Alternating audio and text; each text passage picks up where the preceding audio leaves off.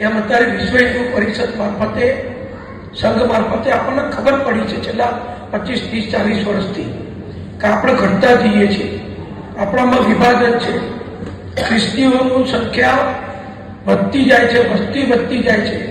મુસલમાનો વળી એક જુદો વિષય છે.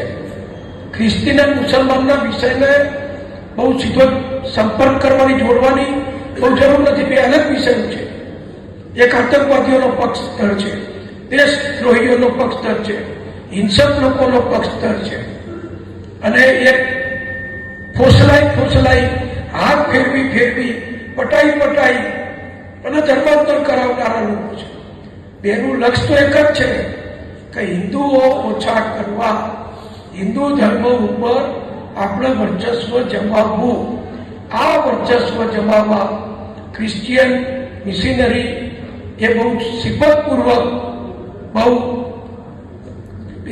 સલુકાઈથી એ ધર્મ પરિવર્તનનું કામ કરે છે.